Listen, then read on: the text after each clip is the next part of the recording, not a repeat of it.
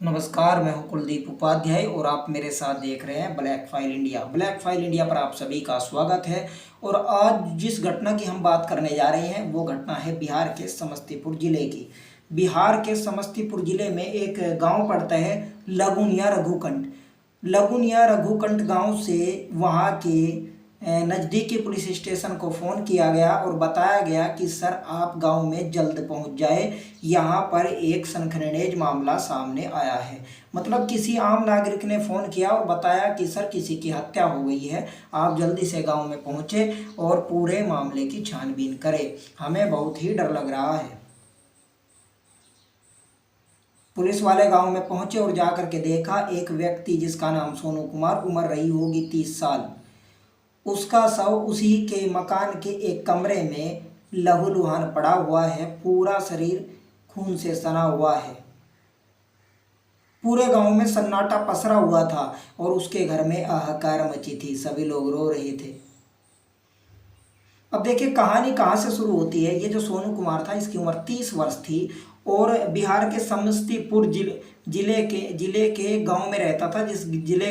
जिस मतलब गांव का नाम है लगुनिया रघुकुंड। तो लगुनिया रघुकुंड जो गांव है यहाँ पर ये सोनू कुमार 30 वर्ष इसकी उम्र थी, अपनी पत्नी स्मिता झा के साथ रहा करता था और इनका एक 8 वर्ष का बेटा भी था। यानी कि 10 साल तकरीबन इनकी शादी को हुए थे और 8 वर्ष का इनका एक बेटा था। बेटा पढ़ने में थोड़ा कमज़ोर था, वो स्कूल में जाता था परंतु पढ़ने में वो थोड़ा सा कमज़ोर था। तो अब सोनू कुमार ने क्या काम किया कि गांव के ही रहने वाले एक युवक जो कि टीचर थे, उनका नाम था हरिओम कुमार, उनको अपने घर पर रोज़ पढ़ाने के लिए बोल दिया कि आप मेरे जो 8 साल का बेटा है उसको आप पढ़ा दिया करें घर पर आकर ही। हरिओम कुमार मास्टर जी रोज़ घर पर आने लगे शाम को, यानी कि जब 8 साल का जो उनका बच्चा था स्कूल से वो पढ़कर आया करता, 1-2 घंटा आराम करता और मास्टर जी भी उसी स्कूल में पढ़ाया करते थे जहाँ सोनू कुमार का बेटा पढ़ता था। तो जब बेटा स्कूल से छुट्टी आता, 1-2 घंटा आराम करता, मास्टर जी भी अपने घर जाते, 1-2 घंटा आराम करते, उसके बाद हरिओम कुमार मास्टर जी सोनू कुमार के बेटे को पढ़ाने आ जाते। सोनू कुमार रोज अपना ऑटो चलाते, यानी कि अपनी रिक्शा चलाते, दिन भर अपनी दिहाड़ी मजदूरी जो भी बनती उससे अपने परिवार का लालन पोषण अच्छे तरीके से कर रहे थे। यानी कि उनके पास समय नहीं था, वो सुबह निकलते और रात को 10 से 11 बजे घर पर आकर आराम करते।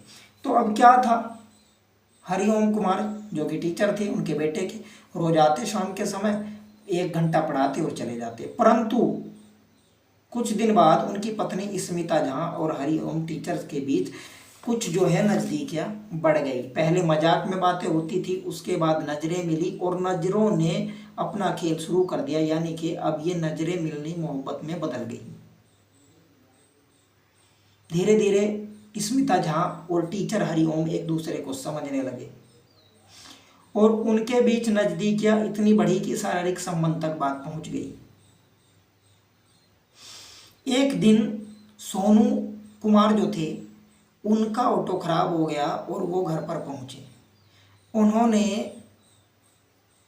हरिओम और उनकी पत्नी स्मिता झा के बीच कुछ बातों को नोटिस किया कि इनके बीच कुछ चल रहा है, परंतु उन्होंने ज़्यादा शक नहीं किया कि चलो इतनी बातें तो हो जाती है।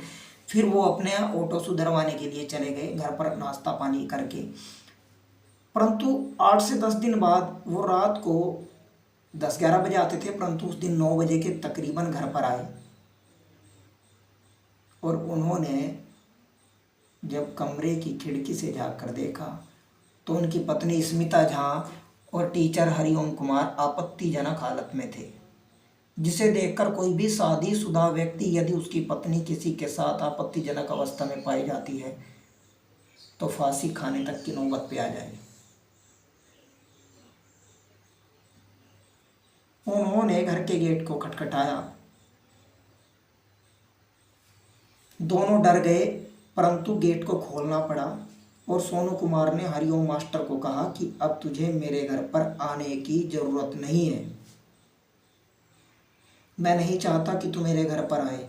मैंने तुझे केवल अपने बेटे को पढ़ाने का काम दिया था, न कि मेरी पत्नी को बहकाने का। परंतु मास्टर और स्मिता झा के बीच इतनी नज़दीकियाँ बढ़ चुकी थी, वो दोनों एक दूसरे के बिना रहने को तैयार नहीं थे।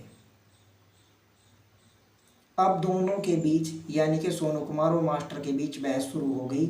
मास्टर बोला, इस घर में तेरी कोई आवश्यकता नहीं है भाई, तुझे ही बाहर जाना चाहिए। तेरी पत्नी मुझसे प्यार करती है, मैं इसके साथ रहना चाहता हूँ और ये मेरे साथ रहना चाहती है। विवाद हुआ, घर वालों को पता चला, घर वालों ने सोनू कुमार को समझाया और मास्टर को भी समझाकर वहां से भेज दिया। परंतु दोनों के पास में एक दूसरे का नंबर था। स्मिता झा और मतलब मास्टर जी जो हरिओम है, दोनों ने प्लानिंग बनाई कि ऐसे काम नहीं चलने वाला, इस सोनू कुमार को रास्ते से हटा देते हैं। अब तकरीबन 4-5 दिन बीत चुके थे, यानी कि अब आ गई 28 तारीख, यही 28 जुलाई। 28 जुलाई को क्या होता है, जैसे ही सोनू कुमार रात के तकरीबन 11 बजे अपने घर पर आते हैं, उनको खाना दिया जाता है और वो सोने के लिए चले जाते हैं। तभी स्मिता झा मास्टर हरिओम के पास फ़ोन करती है और कहती है कि अब आप घर पर आ जाओ, रास्ता बिल्कुल साफ है। यानी कि सभी घर वाले भी सोए हुए हैं और सोनू कुमार भी सो गया। मास्टर हरिओम स्मिता झा के कहने पर उसके घर पर पहुंचता है, ठीक है, धारदार हथियार लेकर पहुंचता है और सोए हुए सोनू कुमार के ऊपर वार कर देता है। सोनू कुमार के सिर से खून बहने लगता है और कुछ देर बाद ही सोनू कुमार अपना दम तोड़ देता है, यानी कि सोनू कुमार अब मर जाता है। सुबह जब किसी व्यक्ति ने पुलिस को फ़ोन किया तो पुलिस पहुंचती है। पुलिस पूछती है कि आखिर ये सब हुआ कैसे। तो पुलिस को सारी जानकारी दी जाती है और घर वाले कहते हैं कि सारी जो कमी है वो स्मिता झा की है। स्मिता झा ने ही ये बीज बोया है। स्मिता झा ने ही हमारे बेटे, हमारे भाई, हमारे देवर, हमारे जेठ यानी कि सभी घर के व्यक्ति केवल स्मिता झा पर उंगली उठाती है। तभी स्मिता झा को शक के आधार पर पुलिस गिरफ्तार कर लेती है और ट्यूशन टीचर को भी उसके घर से उठा लिया जाता है।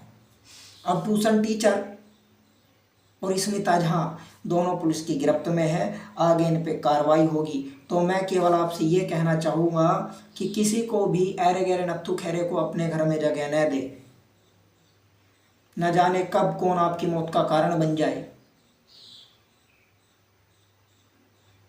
क्योंकि जब भी कोई मरता है वो अपनों के कारण मरता है। आपने बहुत से ऐसे उदाहरण सुने होंगे। आपने रावण की मृत्यु का उदाहरण सुना होगा कि घर का भेदी ही लंका ढावे। तो आज की ये कहानी थी। कल फिर किसी में अन्य कहानी को लेकर आपके साथ हाजिर होऊंगा। अगली कहानी का इंतजार करिएगा। ये वीडियो अपने दोस्तों में भी देखो, शेयर जरूर करना और चैनल को सब्सक्राइब करके रखना। वीडियो को लाइक करना, वीडियो पे कमेंट भी करना। आपको जहाँ भी कमी नज़र आए वीडियो को कमेंट करना वीडियो पे, और अपने दोस्तों में देखो शेयर जरूर करना। ठीक है, धन्यवाद।